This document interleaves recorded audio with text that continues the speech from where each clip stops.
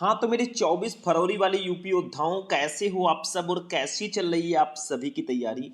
जितने भी हमारे स्टूडेंट इस बार हैं 12th में और जिनको 24 फरवरी को क्लास 12 हिंदी का पेपर देना है, उनके लिए आज का ये वीडियो बहुत ही ज़्यादा इम्पोर्टेंट है।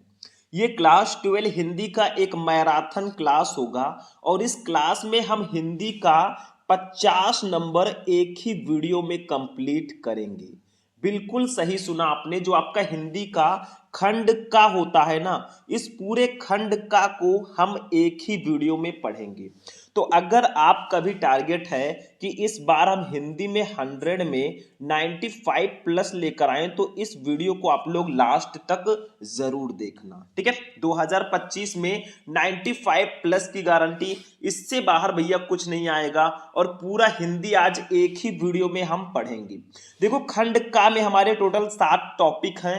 बहुविकल्पीय प्रश्न, गद्यांश, पद्यांश, साहित्यिक परिचय, कहानी और खंड काव्य। आप लोग खुद देख लो, हम उन क्वेश्चंस को लेकर आए हैं। आप देखिए कितने ज्यादा इंपॉर्टेंट क्वेश्चन हैं। चाहे आप बहुविकल्पीय प्रश्नों को ले लीजिए, ठीक है, ये आपके ऑब्जेक्टिव क्वेश्चन है। इसमें कितने ज्यादा इंपॉर्टेंट क्वेश्चन मैं लेकर आया हूं, ये सारे बहुत स्पेशल क्वेश्चन है। उसके बाद में ये गद्यांश आप लोग देख लो, ये वाला गद्यांश बहुत ज्यादा इंपॉर्टेंट है। उसके बाद में आप लोग देख लो ये पद्यांश कितनी बार आपके एग्जाम में आ चुका है, ठीक है। और उसके बाद में आपकी सारी चीजें हैं, कहानी है, जीवन परिचय है, सब कुछ आगे हम डिस्कस करेंगे। तो सबसे पहले हम बहुविकल्पीय प्रश्नों को पढ़ेंगे, 10 नंबर का आता है। फिर महत्वपूर्ण गद्यांश को सॉल्व करेंगे, 10 नंबर। कैसे बहुत आसानी से, बहुत इजी ट्रिक से आप गद्यांश को सॉल्व कर सकते हैं, वो भी मैं बताऊंगा। फिर महत्वपूर्ण पद्यांश को पढ़ेंगे, 10 नंबर। फिर लेखक का साहित्यिक परिचय पढ़ेंगे, 5 नंबर। फिर कवि का साहित्यिक परिचय पढ़ेंगे, 5 नंबर का, ठीक है। उसके बाद में कहानी 5 नंबर, फिर खंड काव्य 5 नंबर। टोटल ऐड करोगे तो आपका 50 नंबर का पेपर आज मैं एक ही वीडियो में पढ़ाने वाला हूं। तो चलिए वीडियो को स्टार्ट करते हैं। सबसे पहले हम पढ़ेंगे हिंदी के बहुविकल्पीय प्रश्नों को, ठीक है। इसको भी मैं हटा देता हूं और सबसे पहले हम हिंदी के उन टॉप 10 बहुविकल्पीय प्रश्नों को पढ़ेंगे जो आपके बोर्ड एग्जाम के लिए बहुत ज्यादा इंपॉर्टेंट है। इन सातों टॉपिक को हम एक एक करके पढ़ेंगे। भैया वीडियो को लाइक कर देना, चैनल को सब्सक्राइब कर लेना, क्योंकि ऐसी क्लास बार बार नहीं मिलेगी। फर्स्ट क्वेश्चन देखो, निम्नलिखित में कन्हैयालाल मिश्र प्रभाकर की रचना है, इसमें से कौन सी रचना कन्हैयालाल मिश्र प्रभाकर जी की है? विचार प्रवाह, माटी हो गई सोना, परख या साहित्य और समाज।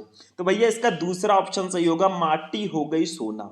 ये जो रचना है ये कन्हैयालाल मिश्र प्रभाकर जी की रचना है, तो सेकंड ऑप्शन बिल्कुल सही होगा।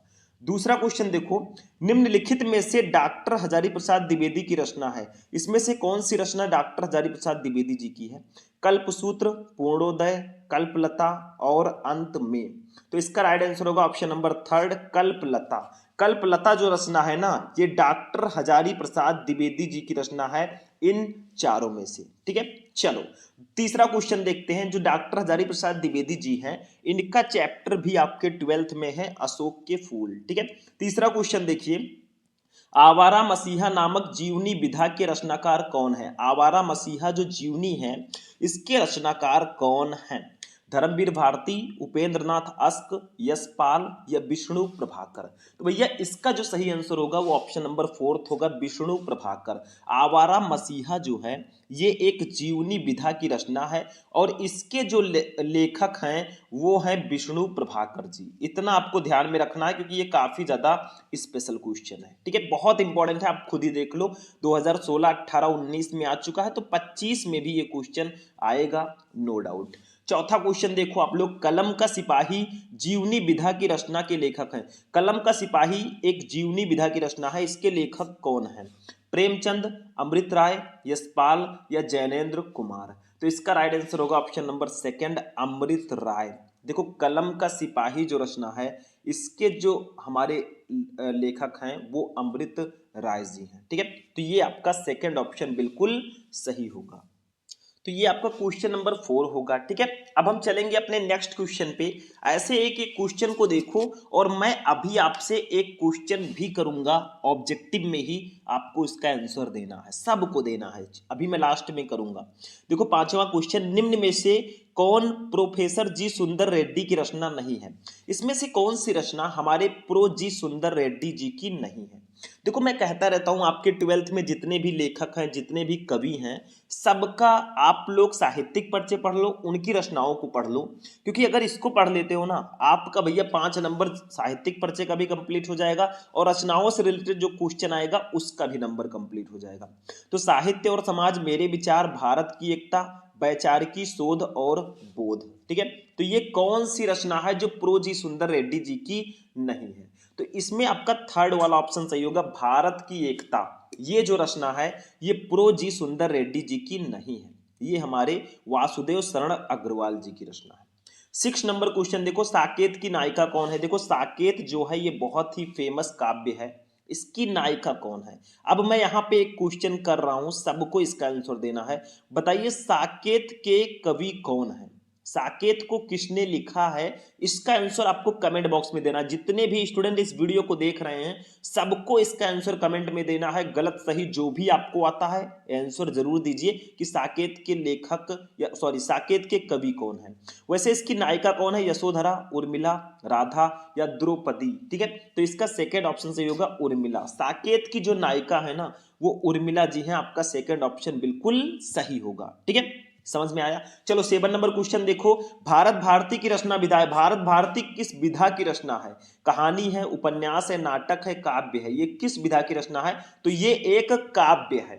ठीक है, भारत भारती जो है एक काव्य विधा की रचना है। 8वां क्वेश्चन, अयोध्या सिंह उपाध्याय हरिओद की रचना है, इसमें से कौन सी रचना अयोध्या सिंह उपाध्याय हरिओद जी की है? साकेत, पल्लव, गीत या प्रिय प्रवास? भैया यहाँ पे जो प्रिय प्रवास जो रचना है ना ये हमारे अयोध्या सिंह उपाध्याय जी की रचना है।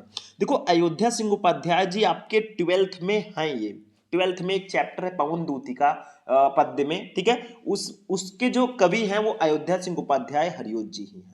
तो उनका साहित्यिक परिचय पढ़ लो, रचनाओं को पढ़ लो, ये सब आंसर आप चुटकियों में दे दोगे। 9 नंबर क्वेश्चन, तार सप्तक का प्रकाशन हुआ, तार सप्तक कब प्रकाशित हुआ? सन 1947 में, सन 1943 में, सन 1950 में या सन 1931 में? तो इसका राइट आंसर होगा ऑप्शन नंबर सेकंड, सन 1943 में। तार सप्तक जो प्रकाशित हुआ वो सन 1943 ईस्वी में हुआ। ये क्वेश्चन बहुत ज्यादा इंपॉर्टेंट है, आप खुद ही देख लो, इतनी बार आ चुका है तो 25 में भी आने के चांसेस इसके 99% हैं। तो सारे क्वेश्चंस को अच्छे से कवर करना है आपको। ठीक है, चलो 1943 मैंने ट्रिक इसका बताया था। देखो तार सप्तक में ता और रा आता है और 43 में भी ता और रा आता है। तो भैया ये ट्रिक है कि आप याद रख सकते हैं कि तार सप्तक कब प्रकाशित हुआ। ठीक है, चलो 10 नंबर क्वेश्चन, पंत जी की प्रगतिवादी रचना मानी जाती है? पंत जी की कौन सी रचना प्रगतिवादी रचना मानी जाती है? सुमित्रा नंदन पंत जी की। पल्लव, युगांत, गुंजन या वीणा? तो भैया इसका जो इनकी जो युगांत रचना है ना ये प्रगतिवादी रचना मानी जाती है, ऐसा इसको माना जाता है। ठीक है, तो ये थे आपके top 10 most important objective question. मैं ऐसा नहीं कहूंगा कि यही 10 क्वेश्चन पढ़ने से आपका 10 नंबर कंप्लीट हो जाएगा, ऐसा बिल्कुल भी नहीं है मेरे भाई। ठीक है, क्योंकि 10 क्वेश्चन पढ़ने से अगर 10 नंबर कंप्लीट हो जाता तो हम और सारे ऑब्जेक्टिव क्वेश्चन क्यों पढ़ते? तो ऐसे ही मैं कई क्लासेज आपको प्रोवाइड करा चुका हूं, ऑब्जेक्टिव क्वेश्चन पर भी मैंने स्पेशल क्लास आपको दिया है, तो उसको जाकर देखना। ठीक है, आपका नंबर कंप्लीट हो जाएगा। और जो टॉप 10 क्वेश्चन मैंने इस वीडियो में बताया ये तो बहुत ही ज्यादा इंपॉर्टेंट है। तो ये वाला टॉपिक भी हमारा हो चुका है। अब अगर अपने दूसरे टॉपिक की बात करें तो दूसरा हमारा टॉपिक है महत्वपूर्ण गद्यांश। अब हम गद्यांश को सॉल्व करना सीखेंगे। पूरे 10 नंबर का ये भी आता है और इसके नंबर जो होते हैं ना समझ लो फ्री के होते हैं, मतलब कोई खास प्रॉब्लम आपको नहीं होगी। देखो समझो क्या करना है, बहुत सिंपल होता है। देखो आपको यहां से लेकर यहां तक एक गद्यांश दिया गया है। देखो ये वाला गद्यांश छोटा है लेकिन दिखने में छोटा, इंपॉर्टेंट बहुत है। गद्यांश बड़ा भी दिया जा सकता है, तो बड़े छोटे से हमें कोई मतलब नहीं है, हमें उसका क्वेश्चन का आंसर देना आना चाहिए। उसके बाद में इसके नीचे 5 क्वेश्चन हैं, आप लोग खुद ही देखो, इसके नीचे 5 क्वेश्चन रहेंगे, पांचों का आपको आंसर देना है और आपको 10 नंबर मिलेगा। इन पांचों का आंसर कहीं बाहर से हमें नहीं लाना है, इसी गद्यांश में से आपको ढूंढकर लिखना है। कैसे इसको लिखना है वो तो मैं आपको यहाँ पे बताऊंगा ही, ऐसे लिखकर आओगे 10 में 10 पूरे नंबर मिलेंगे। लेकिन पहले इसको पढ़ते हैं और आंसर ढूंढने का प्रयास करते हैं। देखो ध्यान से, कहते हैं दुनिया बड़ी भुलक्कड़ है, केवल उतना ही याद रखती है जितने से उसका स्वार्थ सधता है, बाकी को फेंक कर आगे बढ़ जाती है। शायद अशोक से उसका स्वार्थ नहीं सधा, क्यों उसे वो याद रखती, सारा संसार स्वार्थ का अखाड़ा ही तो है। तो इस गद्यांश को अगर आप ध्यान से देखोगे तो इसमें एक वर्ड आया है अशोक, ठीक है, अशोक आया है। तो आप चैप्टर्स को पढ़ लीजिए, हिंदी के चैप्टर्स का नाम, उसके लेखक का नाम आपको पता होना चाहिए। तो अशोक आया है, यानी कि ये अशोक के फूल चैप्टर का गद्यांश है और इसके लेखक हमारे डॉक्टर हजारी प्रसाद द्विवेदी जी हैं या आचार्य हजारी प्रसाद द्विवेदी जी हैं। तो ऐसे कुछ ट्रिक रहेगा, उसी ट्रिक की सहायता से आप पहचान सकते हो कि ये किस चैप्टर का है। जैसे भाषा और आधुनिकता से होगा तो भाषा आ जाएगा, निंदा रस से होगा निंदा कहीं आ जाएगा, राष्ट्र का स्वरूप से होगा तो उसमें राष्ट्र आपको देखने को मिल जाएगा। तो ऐसे ऐसी चीजें होती हैं। क्वेश्चन देखो, फर्स्ट है उपयुक्त गद्यांश के पाठ और लेखक का नाम लिखिए। देखो 2 नंबर इसी के लिए आपको मिलता है कि इस गद्यांश को पहचानो और इसके पाठ और लेखक दोनों का नाम लिखो, ठीक है। दूसरा, रेखांकित अंश की व्याख्या कीजिए। ये जो आपको नीचे रेखाएं दिख रही हैं जैसे यहां से लेकर यहां तक, इनकी आपको अपनी भाषा में व्याख्या करनी है। कैसे करेंगे मैं भी बताता हूं। तीसरा, अशोक को विस्मृत करने का आधार किसे माना गया है। तो भैया अशोक को यहाँ पे स्वार्थ, शायद अशोक से उसका स्वार्थ नहीं सधा, यानी कि अशोक को विस्मृत करने का आधार स्वार्थ वृत्त को माना गया है, ठीक है, बस यही लिख देना। चौथा, लेखक ने दुनिया का किस तरह का व्यवहार बताया है। तो लेखक ने बताया है कि दुनिया बड़ी भुलक्कड़ है, केवल उतना ही याद रखती है जितने से उसका स्वार्थ सत्ता है, बाकी को फेंक कर आगे बढ़ जाती है, यही उसका व्यवहार है। यहां से उठाकर यहां तक लिख दो, नंबर आपको पूरा मिल जाएगा। पांचवा क्वेश्चन, स्वार्थ का अखाड़ा किसे कहा गया है। तो ये देखो इसका आंसर, सारा संसार स्वार्थ का अखाड़ा ही तो है, मतलब सारे संसार को स्वार्थ का अखाड़ा कहा गया है, ठीक है, सिंपल सा है। अब चलो हम लोग इसका आंसर लिखते हैं। इसका आंसर जब हम लिखेंगे ना तो पहले कहते हैं डॉट डॉट करके ही तो है, कहते हैं डॉट डॉट करके अखाड़ा ही तो है, इसको इसलिए लिखा जाता है ताकि एग्जामिनर को पता चल सके आपने कौन सा गद्यांश किया है, क्योंकि 2 गद्यांश रहेंगे, करना एक ही होगा, ठीक है। तो कैसे पता चलेगा एग्जामिनर को आपने कैसे कौन सा किया है, तो आपको ऐसे लिख देना है। फर्स्ट क्वेश्चन है, उपयुक्त गद्यांश के पाठ और लेखक का नाम लिखो। तो हम पाठ और लेखक का नाम डायरेक्टली भी लिख सकते हैं, पाठ का नाम अशोक के फूल, लेखक का नाम आचार्य हजारी प्रसाद द्विवेदी, लेकिन कुछ इस तरह से अगर संदर्भ के रूप में लिखोगे ना तो ज्यादा बेटर रहेगा, पूरे के पूरे नंबर मिलने के चांसेस बहुत ज्यादा रहेंगे। तो देखो क्या है, प्रस्तुत गद्यांश हमारी पाठ्य पुस्तक के गद्य भाग में संकलित तथा हिंदी के सुविख्यात निबंधकार आचार्य हजारी प्रसाद द्विवेदी द्वारा लिखित अशोक के फूल नामक ललित निबंध से अवतरित है। तो यहाँ पे लेखक का नाम आपका ये हो गया आचार्य हजारी प्रसाद द्विवेदी और पाठ का नाम हो गया अशोक के फूल, ठीक है। तो ये हो जाएगा आपका संदर्भ। पाठ का नाम लेखक का नाम दोनों आना चाहिए था, तो हमारे पाठ का नाम ये हो गया, लेखक का नाम ये हो गया। भैया आपका पाठ का नाम ये, लेखक का नाम ये, आपका संदर्भ बिल्कुल सही होगा और एग्जामिनर भी आपको देगा ऐसे, ले बेटा 2 में 2 ले, ठीक है। दूसरा क्वेश्चन देखो, रेखांकित अंश की व्याख्या करो। आपको इतने का व्याख्या करना है कि कहते हैं दुनिया बड़ी भुलक्कड़ है, केवल उतना ही याद रखती है जितने से उसका स्वार्थ सधता है, बाकी को फेंक कर आगे बढ़ जाती है। शायद अशोक से उसका स्वार्थ नहीं सधा, क्यों उसे वो याद रखती, ठीक है। तो यहां तक आपको करना है, ठीक है, फेंक कर आगे बढ़ जाती है, बस इतने का आपको व्याख्या करना है। तो हम दूसरा यहाँ पे हेडिंग डालेंगे और लिखेंगे, क्या लिखेंगे ध्यान से समझना। देखो द्विवेदी जी रेखांकित अंश की व्याख्या हेडिंग डालो और इसको थोड़ा अपने तरीके से लिखो। देखो कुछ करना नहीं है, इसी चीज को थोड़ा अपने हिसाब से लिख देना है, थोड़ा एक्सचेंज करके। जैसे यहाँ पे 2-3 लाइन में है, आप 7-8 लाइन में लिख दो या 5-6 लाइन में लिख दो, मतलब थोड़ा सा बढ़ा चढ़ा के लिख दो, नंबर मिल जाएगा। देखो कैसे, द्विवेदी जी कहते हैं कि ये संसार बड़ा स्वार्थी है, ये उन्हीं बातों को याद रखता है जिनसे उसका कोई स्वार्थ सिद्ध होता है, अन्यथा व्यर्थ की स्मृतियों से ये अपने आप को बोझिल नहीं बनाना चाहता। ये उन्हीं वस्तुओं को याद रखता है जो उसके दैनिक जीवन की स्वार्थ पूर्ति में सहायता पहुंचाती हैं। बदलते समय की दृष्टि में अनुपयोगी होने से यदि कोई वस्तु उपेक्षित हो जाती है तो ये उसे भूलकर आगे बढ़ जाता है। बस हो गया, 2 नंबर आपका कंप्लीट। मतलब थोड़ा सा आपको एक्सचेंज करके अपने तरीके से लिखना है, कीवर्ड आपका वही सब होना चाहिए और आपको नंबर मिल जाएगा पूरा, ठीक है। तीसरा क्वेश्चन, तीसरा है कि अशोक को विस्मृत करने का आधार किसे माना गया है। तो अशोक को विस्मृत करने का आधार स्वार्थ वृत्त को माना गया है, क्योंकि यहाँ पे स्वार्थ की बात की जा रही है, तो अशोक को विस्मृत करने का आधार स्वार्थ वृत्त को माना गया है, ठीक है। चौथा क्वेश्चन, लेखक ने दुनिया का किस तरह का व्यवहार बताया। मतलब लेखक ने दुनिया का किस तरह का व्यवहार बताया है। तो देखो लेखक ने दुनिया के व्यवहार को इस तरह का बताया है कि ये उतना ही याद रखती है जितने से इसका स्वार्थ सत्ता है, बाकी को फेंक कर आगे बढ़ जाती है। मतलब यही चीज उठाकर लिख देना है जो मैंने आपको इसमें गद्यांश में बताया था कि दुनिया बड़ी भुलक्कड़ है, केवल उतना ही याद रखती है जितने से उसका स्वार्थ सत्ता है, बाकी को फेंक कर आगे बढ़ जाती है। पांचवा क्वेश्चन, स्वार्थ का अखाड़ा किसे कहा गया है? तो सीधा सीधा आंसर यहाँ पे है, सारा संसार स्वार्थ का अखाड़ा ही तो है। तो यहाँ पे लिख दो आप, सारे संसार को स्वार्थ का अखाड़ा कहा गया है। 2 नंबर इसका भी कंप्लीट। और पांचों का हमने आंसर दे दिया, 2 नंबर ये, 2 4, 2 6, 2 8, 2 10। ऐसे लिख कर आओगे तो एग्जामिनर भी बोलेगा ले बेटा 10/10 ले, ठीक है। ऐसे आपको वो नंबर दे देगा बिल्कुल फ्री के। तो नंबर में आप लोग बिल्कुल टेंशन मत लीजिए, जब तक हैं हम नो टेंशन, ठीक है। चलिए ये गद्यांश भी हो चुका है हमारा। अब हम पद्यांश को सॉल्व करते हैं, इनको हम हटाते हैं और हमारा जो नेक्स्ट टॉपिक होगा इसके बाद वाला, वो आप लोग खुद देख लीजिए। देखिए नेक्स्ट वाला जो टॉपिक है वो है महत्वपूर्ण पद्यांश, ठीक है। अब हम पद्यांश की बात करते हैं, 10 नंबर का ये भी आता है। देखो गद्यांश आपको थोड़ा इजी दिया जाता है, मेरे हिसाब से थोड़ा बहुत आपको इजी लगेगा गद्यांश, लेकिन पद्यांश को थोड़ा सा समझो क्योंकि पद्यांश भाई चेंज होता है, थोड़ा सा इसको समझना होता है। देखो एक पद्यांश दिया गया है हमारे, पहले इसको पढ़ते हैं थोड़ा सा।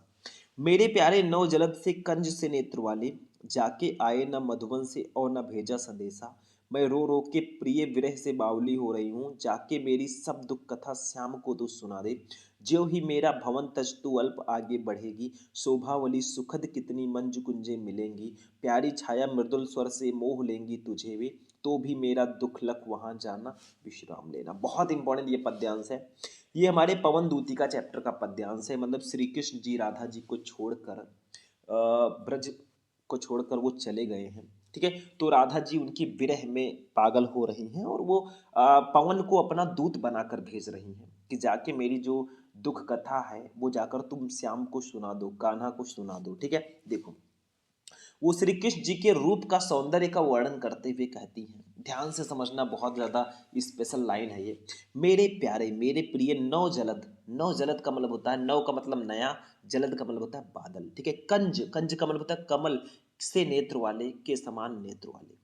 मतलब पवन से अपनी विरह व्यथा का को बताती हुई राधा जी कहती हैं कि नवीन बादल से शोभायमान एवं कमल समान सुंदर नेत्रों वाले मेरे प्रिय श्री कृष्ण जी जाके आए न मधुबन से, मतलब जाके जाके आए न, आए नहीं है मधुबन से, मधुबन से और न भेजा संदेशा, और कोई संदेशा नहीं भेजा है कि मेरे प्रियतम कृष्ण ब्रज के इस वन को छोड़कर जाने के पश्चात फिर यहाँ नहीं आए हैं और मेरे लिए उन्होंने कोई संदेशा नहीं भेजा है। मतलब वो कृष्ण जी के रूप का वर्णन करते हुए कहती हैं कि उनके जो मेरे प्यारे नौ जलद, मतलब नए मेघों के समान, ठीक है, और उनके कमल के समान नेत्र हैं, ठीक है। आगे देखो क्या वो कहती हैं, वो कहती हैं कि मैं रो रो के प्रिय विरह से बावली हो रही हूँ, मैं रो रो कर प्रिय विरह, यानी कि प्रिय विरह का मतलब होता है प्रेमी से वियोग, मतलब प्रेमी से बिछड़ कर बावली हो रही हूँ, पागल सी होती जा रही हूँ, जाके मेरी, जाओ मेरी सब दुख कथा, सारी दुख कथा श्याम को तू सुना दे, श्याम को तुम सुना दो। मतलब वो अपनी स्थिति का वर्णन करते हुए कहती हैं कि मैं रोते रोते पागल हो रही हूँ, अतः तुम जाकर मेरे इन दुखों से उन्हें अवगत कराओ, मेरे दुखों को उनको सुनाओ। फिर वो कहती हैं पवन से कि ज्यों ही मेरा भवन तज तू अल्प आगे बढ़ेगी, मतलब ज्यों ही, जैसे ही मेरा भवन, मेरा घर तज, उसको छोड़कर तू, तू अल्प, इसको अल्प कर देना, आधा ला, अल्प थोड़ा आगे बढ़ेगी, आगे बढ़ेगी।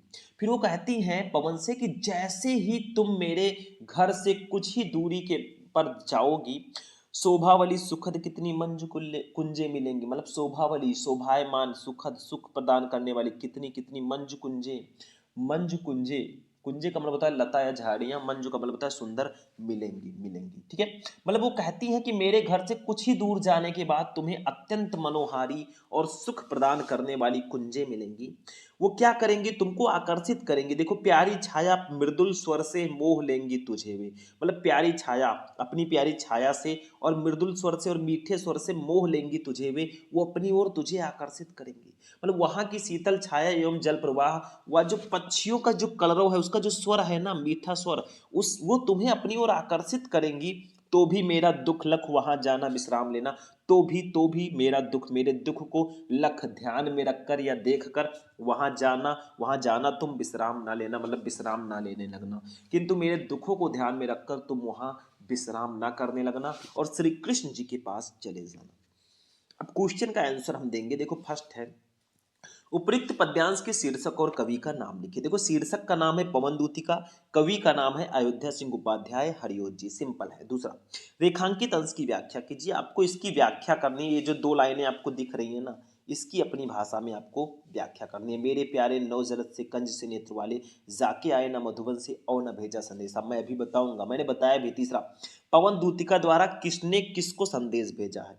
तो राधा पवन दूतिका द्वारा, राधा ने कृष्ण को संदेश भेजा है, मतलब पवन दूतिका द्वारा राधा ने कृष्ण को संदेश भेजा है, सिंपल है। चौथा, प्रस्तुत पद्यांश में श्री कृष्ण के सौंदर्य का वर्णन किस प्रकार किया गया है? तो भैया कृष्ण आकाश में छाए नवीन मेघों के समान रूप वाले हैं तथा उनके नेत्र कमल के समान है। कहा गया ना कि मेरे प्यारे नव जलद से कंज से नेत्र वाले, मतलब उनके जो रूप है वो नए मेघों के समान है और कमल के समान उनका नेत्र है। पांचवा, राधा की मनोदशा का वर्णन करो। तो राधा श्री कृष्ण के विरह में रो रो कर पागल हो रही है, बस यही लिखना है। चलो इसको हम लिखते हैं। सबसे पहले क्या करेंगे हम, वही सेम प्रोसेस, मेरे प्यारे डॉट डॉट डॉट डॉट करके ना विश्राम लेना। देखो मेरे प्यारे डॉट डॉट डॉट डॉट करके ना विश्राम लेना। अब एक एक का आंसर हम देखेंगे। फर्स्ट है, उपयुक्त पद्यांश के शीर्षक और कवि का नाम लिखिए। तो संदर्भ हम लिखेंगे। संदर्भ सबसे बेटर तरीका होता है, चाहे गद्यांश हो या पद्यांश हो। देखो प्रस्तुत पद्यांश महाकवि अयोध्या सिंह उपाध्याय हरिओत द्वारा रचित प्रिय प्रवास से हमारी पाठ्य पुस्तक के पद्य भाग में संकलित पवन दूतिका शीर्षक काव्यांश से अवतरित है। मतलब यहाँ पे संदर्भ आपको कहा जा रहा है, संदर्भ लिखना। तो प्रस्तुत पद्यांश महाकवि अयोध्या सिंह उपाध्याय हरिओत द्वारा रचित प्रिय प्रवास से हमारी पाठ्य पुस्तक के पद्य भाग में संकलित पवन दूतिका शीर्षक काव्यांश से अवतरित है। ऐसे आपको जाकर भैया लिखना है संदर्भ। सिंपल सिंपल सा है, ठीक है। मतलब ये हो गया आपका शीर्षक का नाम यानी कि पाठ का नाम, ये हो गया कवि का नाम। 2 नंबर एग्जामिनर देगा आपके नाम, ठीक है। चलो दूसरा क्वेश्चन, रेखांकित अंश की व्याख्या करो। मतलब इसकी व्याख्या करनी है कि मेरे प्यारे नौ जलद से कंज से नेत्र वाले, जाके आए न मधुबन से और न भेजा संदेशा। इसकी व्याख्या करनी है, तो हम बहुत प्यारे तरीके से करेंगे। ध्यान से समझना। अभी हम 30 नंबर कंप्लीट कर रहे हैं, अभी तो 20 नंबर और बाकी है। अभी तो मापी है मुट्ठी भर जमी हमने, अभी तो सारा आसमान बाकी है। वीडियो को लाइक करते हुए चलना, चैनल को सब्सक्राइब भी कर लेना। चलो रेखांकित अंश की व्याख्या। राधिका पवन दूतिका से अपनी विरह व्यथा का वर्णन करते हुए कहती हैं कि नए मेघों जैसी शोभा से युक्त और कमल के समान नेत्र वाले मेरे प्रिय श्री कृष्ण मथुरा चले गए हैं और अभी तक वापस नहीं आए हैं, ना ही उन्होंने वहां से मेरे लिए कोई संदेशा भेजा है। तो 2 नंबर आपका यहाँ पे भी कंप्लीट हो जाएगा, ठीक है। कुछ करना ही नहीं है, सिंपल सा है, ठीक है। तीसरा क्वेश्चन, पवन दूतिका द्वारा किसने किसको संदेश भेजा है? तो सिंपल सा है, पवन दूतिका द्वारा राधा ने कृष्ण को संदेश भेजा है। 2 नंबर ये भी कंप्लीट। देखो वन लाइनर आंसर है, बहुत सिंपल। चौथा, प्रस्तुत पद्यांश में श्री कृष्ण के सौंदर्य का वर्णन किस प्रकार किया गया है? तो कृष्ण आकाश में छाए नवीन मेघों के समान रूप वाले हैं तथा उनके नेत्र कमल के समान है। भैया 2 नंबर इसका भी कंप्लीट। कहा गया था मेरे प्यारे नौ जलद से कंज से नेत्र वाले, मतलब कृष्ण आकाश में छाए नवीन मेघों के समान रूप वाले हैं और उनके नेत्र कमल के समान है। चलो पांचवा क्वेश्चन, राधा की मनोदशा का वर्णन करो। तो भैया राधा श्री कृष्ण के विरह में रो रो कर पागल हो रही है। बस हो गया, ये भी आपका 2 नंबर इसका भी कंप्लीट। टोटल अगर ऐड करें भैया तो 10 नंबर एग्जामिनर आपको ऐसे प्यार से दे देगा, बिना सोचे समझे 10 नंबर मुफ्त के, नो टेंशन, ठीक है। चलो इसको भी हम हटाते हैं और अपने नेक्स्ट टॉपिक पे चलते हैं मेरे भाई। इन दोनों को हम हटा देंगे और हमारा जो नेक्स्ट टॉपिक है वो है लेखक का साहित्यिक परिचय। पूरे 5 नंबर का आता है। तो हम एक ऐसे लेखक को लेकर आए हैं भाई जो बहुत इंपॉर्टेंट है। लेखक का नाम है प्रोफेसर जी सुंदर रेड्डी जी।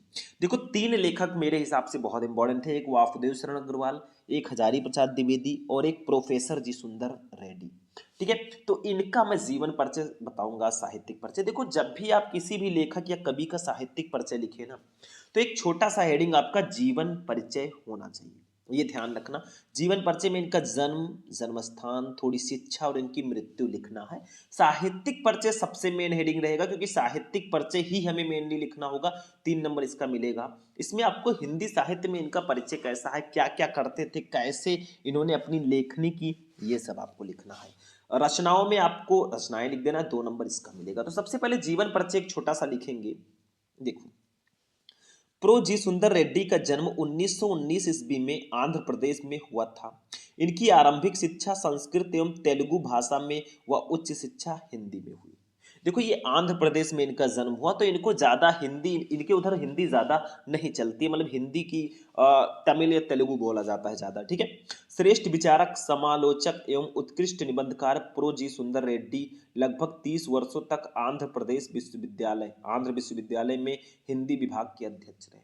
इन्होंने हिंदी और तेलुगु साहित्य के तुलनात्मक अध्ययन पर पर्याप्त काम किया और 30 मार्च 2005 को आखिर वो दिन आ ही गया।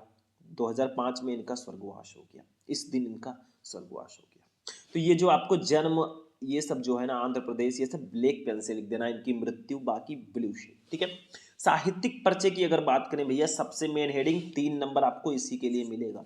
देखो, श्रेष्ठ विचारक, सजग समालोचक, सशक्त निबंधकार, हिंदी और दक्षिण की भाषाओं में मैत्री भाव के लिए प्रयत्नशील, मानवतावादी दृष्टिकोण के पक्षपाती प्रोफेसर जी सुंदर रेड्डी का व्यक्तित्व और कृतित्व अत्यंत प्रभावशाली है। ये हिंदी के प्रकांड पंडित हैं। आंध्र विश्वविद्यालय में स्नातकोत्तर अध्ययन एवं अनुसंधान विभाग में हिंदी और तेलुगु साहित्य के विभिन्न प्रश्नों पर इन्होंने तुलनात्मक अध्ययन और शोध कार्य किए। मतलब हिंदी और तेलुगु, उन पर इन्होंने अच्छे से अध्ययन किया, ठीक है। अहिंद भाषी प्रदेश के निवासी होते हुए भी, अहिंद भाषी का मतलब जहां पे हिंदी भाषा न बोली जाती हो, वहां के निवासी होते हुए भी प्रोफेसर रेड्डी का हिंदी भाषा पर अच्छा अधिकार है। वहां के निवासी होते हुए भी प्रोफेसर रेड्डी जी का हिंदी भाषा पर अच्छा अधिकार है। इन्होंने दक्षिण भारत में हिंदी भाषा के प्रचार प्रसार में महत्वपूर्ण भूमिका निभाई है। और इन्होंने दक्षिण भारत में हिंदी भाषा के प्रचार प्रसार में महत्वपूर्ण भूमिका निभाई है। यानी कि साउथ इंडिया में जहां पे हिंदी नहीं बोली जाती है, तेलुगु तमिल ये सब बोला जाता है, वहां पे इन्होंने हिंदी भाषा का प्रचार प्रसार किया और हिंदी का नाम किया, ठीक है। तो 3 नंबर आपको इसके लिए मिलेंगे। रचनाएं देख लो। अब तक प्रोफेसर रेड्डी के कुल 8 ग्रंथ प्रकाशित हो चुके हैं। सबसे पहला साहित्य और समाज, दूसरा मेरे विचार, तीसरा हिंदी और तेलुगु एक तुलनात्मक अध्ययन, हिंदी और तेलुगु एक तुलनात्मक अध्ययन, चौथा दक्षिण की भाषाएं और उनका साहित्य, पांचवा वैचारिकी, छठवां शोध और बोध, सातवां तेलुगु वारिल, आठवां लैंग्वेज प्रॉब्लम इन इंडिया। देखो, लैंग्वेज प्रॉब्लम को लेकर भी उन्होंने अपनी एक संपादित अंग्रेजी ग्रंथ लिखी है। तो ये इनके कुल 8 ग्रंथ हैं भैया, बहुत इंपॉर्टेंट है। ऑब्जेक्टिव में पूछा जाता है मेरे विचार किसकी रचना है, या इनमें से कौन सी प्रोफेसर जी सुंदर रेड्डी जी की रचना है, तो आपको डायरेक्टली लिख देना है। चलो आगे बढ़ते हैं। अब कवि का साहित्यिक परिचय हम लोग देखेंगे। जैसे लेखक का हमने देखा, वैसे कवि का भी देखना पड़ेगा। तो एक कवि को हमने लिया है, बहुत फेमस कवि हैं, और इनका जो साहित्यिक परिचय है ये आएगा ही आएगा भाई, लिख कर ले सकते हो। रामधारी सिंह दिनकर जी। देखो, कवियों में मैं बात करूं तो सुमित्रानंदन पंत, रामधारी सिंह दिनकर और मैथिली शरण गुप्त, ये तीनों मेरे हिसाब से बहुत ज़्यादा इंपॉर्टेंट है। जयशंकर प्रसाद जी और महादेवी वर्मा जी, इन दोनों में से भी आप पढ़ लीजिएगा, ठीक रहेगा। तो रामधारी सिंह दिनकर को हमने लिया है। जीवन परिचय पहले इनका देखते हैं। वही सेम प्रोसेस, पहले जीवन परिचय, फिर साहित्यिक परिचय, फिर रचनाएं। देखो, श्री रामधारी सिंह दिनकर का जन्म 30 सितंबर 1908 ईस्वी को जिला मुंगेर बिहार के सिमरिया नामक ग्राम में हुआ था। इनके पिता का नाम श्री रवि सिंह और माता का नाम श्रीमती मनरूप देवी था। इनकी प्रारंभिक शिक्षा गांव की पाठशाला में ही हुई। इनका स्वर्गवास 24 अप्रैल 1974 ईस्वी को मद्रास चेन्नई में हो गया। बस इतना सा आपको जीवन परिचय में लिखना है कि इनका मृत्यु, इनका जन्म, ये सब कब हुआ, इनकी थोड़ी सी शिक्षा, ये सब लिख देना। साहित्यिक परिचय की बात करें तो दिनकर जी की सबसे प्रमुख विशेषता उनकी परिवर्तनकारी सोच रही है। उनकी कविता का उद्भव छायावाद युग में हुआ और वो प्रगतिवाद, प्रयोगवाद, नई कविता आदि युग के युगों से होकर गुजरी। इस दीर्घ काल में जो आरंभ से अंत तक उनके काव्य में रही, वो है उनका राष्ट्रीय स्वर। उनके काव्य में जो रहा ना, वो उनका राष्ट्रीय स्वर है, ठीक है। आगे देखो, दिनकर जी राष्ट्रीय भावनाओं के ओजस्वी गायक रहे हैं। इन्होंने देशानुराग की भावना से ओतप्रोत, पीड़ितों को के प्रति सहानुभूति की भावना से परिपूर्ण तथा क्रांति की भावना जगाने वाली रचनाएं इन्होंने लिखी है। लो बेटा, 3 नंबर आपका कंप्लीट हो गया। ऐसे आप साहित्यिक पर्चे लिखो, ऐसे ही लिखना है, तभी आपको पूरे के पूरे नंबर मिलेंगे। ये लिख कर ले लो मेरे भाई। 3 नंबर हो गया। रचनाएं देख लो, 2 नंबर का ये भी रहेगा। दिनकर जी की रचनाएं निम्न है, जैसे काव्य रचना में रेणुका, हुंकार, कुरुक्षेत्र, उर्वशी, बहुत फेमस रचनाएं हैं इनकी। रेणुका, हुंकार, कुरुक्षेत्र, उर्वशी। कविता संग्रह में देखो, रसवंती, द्वंद्व गीत, सामधेनी, बापू, इतिहास के आंसू, धूप और धुआं, नीम के पत्ते, नील कुसुम, चक्रवाल, कविश्री, सीपी और शंख, परशुराम की प्रतीक्षा, स्मृत तिलक, हारे को हरिनाम। ये इनकी कविता संग्रह वाली रचनाएं हैं। बाल साहित्य में धूप छां, मिर्च का मजा, सूरज का ब्याह, ये इनकी बाल साहित्य की रचनाएं हैं। तो रचनाओं के लिए भी 2 नंबर ऐसे एग्जामिनर आपको फ्री में दे देंगे, फ्री में परोस देंगे। ठीक है, चलो ये भी हो गया। अब हम अपने नेक्स्ट टॉपिक पे चलते हैं मेरे भाई। टॉपिक हमारा नेक्स्ट है कहानी। कहानी बनाते हैं अब हम लोग, किसी एक कहानी को पढ़ते हैं। तो मैंने बताया था 2-3 कहानी बहुत इंपॉर्टेंट है। पंचलाइट, बहादुर, ध्रुव यात्रा, तीनों का सारांश और उद्देश्य पढ़ लो, आपका 5 नंबर कट ही नहीं सकता भैया। पंचलाइट, बहादुर, ध्रुव यात्रा, तीनों कहानियों का उद्देश्य और सारांश आप पढ़ लेते हो, आपका 5 नंबर बिल्कुल कंप्लीट रहेगा। तो आज मैं ध्रुव यात्रा को लेकर आया हूं भैया। ये आप लोग खुद देख लो कितना पूछा जा चुका है। ध्रुव यात्रा कहानी का सारांश आज मैं बताने वाला हूँ। ये बहुत आते हैं। मैंने कहानी में देखो, पंचलाइट बहादुर मैं आपको पहले भी बता चुका हूँ, इसीलिए आज मैं ध्रुव यात्रा को लेकर आया हूँ। वो कहानी बहुत इंपॉर्टेंट है, पंचलाइट बहादुर, उसको जरूर पढ़ना, फिर ध्रुव यात्रा को पढ़ना। ठीक है, देखो ध्रुव यात्रा कहानी का मैं सारांश बताता हूँ, ध्यान से समझना, मैं ऐसे पढ़ते हुए चलूंगा, आपको समझना है। ध्रुव यात्रा हिंदी के सुप्रसिद्ध कहानीकार जैनेन्द्र कुमार द्वारा रचित कहानी है, मतलब इसको जैनेन्द्र कुमार जी ने लिखा है।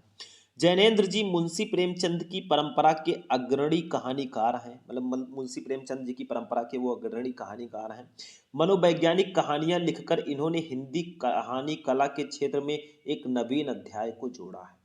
प्रस्तुत कहानी में इन्होंने मानवीय संवेदना को मनोवैज्ञानिक तथा दार्शनिक दृष्टिकोण से समन्वित करके एक नवीन धारा को जन्म दिया है और कहानी ध्रुव यात्रा की इन्होंने रचना की। इस कहानी का सारांश निम्नोक्त है। क्या है कि राजा रिपुदमन बहादुर उत्तरी ध्रुव को जीत कर, अर्थात उत्तरी ध्रुव की यात्रा करके यूरोप के नगरों से बधाइयां लेते हुए भारत आ रहे हैं। इस खबर को सभी समाचार पत्रों के मुख्य पृष्ठ पर मोटे अक्षरों में प्रकाशित किया गया। देखो यहाँ से इनकी सारांश, यहाँ से कहानी का स्टार्ट होता है कि राजा रिपुदमन बहादुर जी हैं, उत्तरी ध्रुव को जीत कर वो उत्तरी ध्रुव की यात्रा करके यूरोप के नगरों से बधाइयां लेते हुए भारत लौट रहे हैं। और इस खबर को सभी समाचार पत्रों में मुख्य पृष्ठ पर, यानी कि सबसे पहले पृष्ठ पर मोटे अक्षरों में प्रकाशित किया गया। रिपुदमन आचार्य मारुति से मिलता है तथा उसे बताता है कि वो उर्मिला के साथ विवाह करके साथ रहने के लिए तैयार था, लेकिन उसने मुझे ध्रुव यात्रा के लिए प्रेरित किया और कुछ मेरी स्वयं की भी इच्छा थी। मतलब क्या है कि उन्होंने बताया कि वो उर्मिला के साथ विवाह करके साथ रहने के लिए तैयार था, लेकिन उर्मिला ने उसको ध्रुव यात्रा के लिए प्रेरित किया और कुछ मेरी स्वयं की भी इच्छा थी, रिपुदमन जी ने बताया। अब मुझे सिद्धि तक जाने के लिए प्रेरित कर रही है, मतलब वो सिद्धि तक जाने के लिए प्रेरित कर रही है। आचार्य मारुति स्वीकार करते हैं कि उर्मिला उनकी पुत्री है, मतलब आचार्य मारुति जी कहते हैं कि उर्मिला मेरी पुत्री है, वे उसे विवाह के लिए समझाएंगे। मतलब मारुति जी रिपुदमन से विवाह के लिए उर्मिला को समझाएंगे, ऐसा बोलती है। जब उर्मिला आचार्य के बुलवाने पर उनके पास जाती हैं तो वे उससे विवाह के लिए कहते हैं। उर्मिला को कहते हैं कि रिपुदमन से तुम विवाह कर लो। वो कहती है कि शास्त्र से स्त्री को नहीं जाना जा सकता, उसे तो सिर्फ प्रेम से जाना जा सकता है। उर्मिला कहती है कि शास्त्र से स्त्री को नहीं जाना जा सकता, उसे सिर्फ प्रेम से जाना जा सकता है। वे उसे रिपुदमन से विवाह के लिए समझाते हैं, लेकिन वो नहीं मानती। उर्मिला नहीं मानती। वो स्पष्ट कहती है कि मुक्ति का पथ अकेले का है। अंत में आचार्य उर्मिला के ऊपर इस रहस्य को प्रकट कर देते हैं कि वे ही उसके पिता हैं, वो बता देते हैं। इस अभागिन को भूल जाइएगा, ये कहती हुई वो उनके पास से चली जाती है। फिर भी उर्मिला जो है आचार्य मारुति से कहती है कि इस अभागिन को भूल जाना, और ये कहते हुए वो उनके पास से चली जाती है। रिपुदमन के पूछने पर उर्मिला बताती है कि वो आचार्य से मिल चुकी है। रिपुदमन उसके कहने पर दक्षिणी ध्रुव के सटलैंड द्वीप के लिए जहाज तय करते हैं। जब उर्मिला उनको रोकना चाहती है लेकिन वे नहीं रुकते, वे चले जाते हैं। ठीक है। रिपुदमन की ध्रुव पर जाने की खबर पूरी दुनिया को ज्ञात हो जाती है भैया कि रिपुदमन जो है वो ध्रुव पर जा रहे हैं। उर्मिला को भी अखबारों के माध्यम से सारी खबर ज्ञात होती रहती है और वो इन्हीं कल्पनाओं में डूबी रहती है। तीसरे दिन के अखबार में उर्मिला राजा रिपुदमन की आत्महत्या की खबर का एक एक अंश पूरे ध्यान से पढ़ती है। तीसरे दिन क्या होता है, अखबार की में उर्मिला जो है वो राजा रिपुदमन की आत्महत्या की खबर सुनती है और उसको पढ़ती है। अखबार वालों ने एक पत्र भी छापा था जिसमें रिपुदमन ने स्वीकार किया था कि उनकी यह यात्रा नितांत व्यक्तिगत थी जिसे सार्वजनिक किया गया। मैं किसी से मिले आदेश और उसे दिए गए अपने वचन को पूरा नहीं कर पा रहा हूं, इसलिए होशो हवास में अपना काम तमाम कर रहा हूं, उन्होंने ऐसा कहा। भगवान मेरे प्रिय के अर्थ मेरी आत्मा की रक्षा करें। यहीं पर कहानी समाप्त होती है। मतलब रिपुदमन जी जो है वो आत्महत्या कर लेते हैं। ठीक है, ऐसा होता है। तो 5 नंबर भैया इसका भी कंप्लीट हो जाएगा। ये ध्रुव यात्रा कहानी की कथा वस्तु थी या ध्रुव यात्रा कहानी का सारांश था। ठीक है, ये भी कंप्लीट। तो भैया ये 6 टॉपिक तो आपके कंप्लीट हो गए। अब आप कहेंगे सर ये 7वां टॉपिक है खंड काव्य। देखो ये एक ऐसा टॉपिक है ना जो जिला वाइज होता है। जैसे कुछ जिलों में रश्मि रथी होगा, कुछ जिलों में त्यागपति, कुछ जिलों में आलोक वृत्त, कुछ जिलों में मुक्त यज्ञ, कुछ जिलों में सत्य की जीत। ठीक है, तो ये आपके अलग अलग जिलों में अलग अलग खंड काव्य होते हैं। देखो बाकी सारे टॉपिक तो सेम है लेकिन खंड काव्य जिला वाइज होता है। अब आप किस जिले से हैं, आप में कौन सा खंड काव्य है, ये कमेंट करके मुझको बताना। ठीक है, मैं किसी एक पार्टिकुलर खंड काव्य पर वीडियो नहीं बना सकता। मान लो अभी मैं त्यागपति पर बना दूं तो कुछ स्टूडेंट कहेंगे सर मेरा वाला आपने नहीं बताया। तो ये आप खुद पढ़ो, स्वपठित है, मतलब खुद आपको पढ़ना है। ये खंड काव्य जो भी आपके जिले में है उसको पढ़ लो भाई, नंबर आपको पूरे के पूरे वहां पे मिल जाएंगे। ठीक है, नो टेंशन जब तक हैं हम। ठीक है, तो ये क्लास 12 हिंदी के 7 टॉपिक एक ही वीडियो में मैंने बता दिया, यानी कि 50 नंबर आज मैंने आपका एक ही वीडियो में कंप्लीट करा दिया। तो 24 फरवरी हिंदी के पेपर में जाकर छाप दो भैया। हिंदी के ये वायरल प्रश्न है, पूरा खंड का मैंने एक वीडियो में बताया। तो आज का ये क्लास आपको कैसा लगा, जाते जाते इस वीडियो को लाइक कर देना, चैनल पर चैनल को सब्सक्राइब कर लेना। फिर हम लोग मिलेंगे नेक्स्ट वीडियो में नेक्स्ट टॉपिक के साथ। तब तक के लिए जय हिंद।